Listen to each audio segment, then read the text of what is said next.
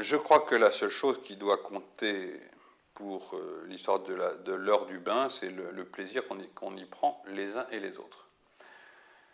Les uns et les autres, ça veut dire que je considère comme un a priori, même si ce n'est pas tendance, qu'il y a 3 personnes dans cette famille de départ. Une maman, un papa, un bébé. Et donc, je trouve que comme le bain peut être un moment très agréable pour le bébé, donc pour les parents, je trouve que c'est pas mal de faire le bain au moment où tout le monde peut en profiter. Sous réserve que le papa ait envie d'en profiter, parce qu'il y a des papas qui n'ont pas envie d'en profiter. Bon, on ne va pas lui imposer d'en profiter. Allez, sois heureux, sois heureux, sois heureux. Mauvais père, non. S'il n'a pas envie, il n'a pas envie. Enfin, si c'est pas son truc, si lui c'est la moto et le foot et pas du tout le bébé, bon, on le savait avant de le faire. Hein. Donc c'est pas la peine de venir après dire ouais mais le mien il aime pas faire changer les couches. Bah oui mais tu le savais d'avance. Écoute, franchement. Donc je pense que plutôt que de se lancer dans la bataille sans savoir de quoi on parle, réfléchissons avant et non pas après. Maintenant, pour l'heure du bain, franchement, ça n'a aucune importance.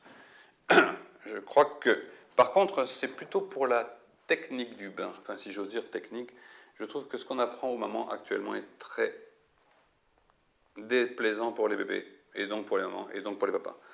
On leur apprend à donner le bain, à faire la toilette en maternité, un bébé tout nu à côté de la baignoire pleine, mais sur un matelas où elles lavent leur bébé, comme une serviette, quoi.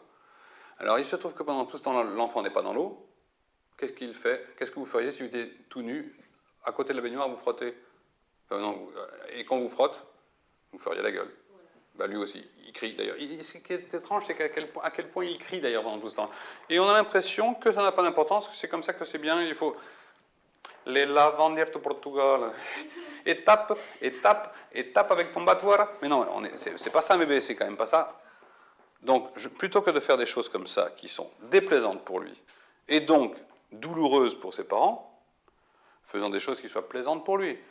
Comment est-ce qu'on fait pour prendre un bain? Qu'est-ce que c'est de prendre un bain? C'est se mettre dans l'eau. Donc, première chose à faire avec un bébé, on le met dans l'eau pour lui donner son bain.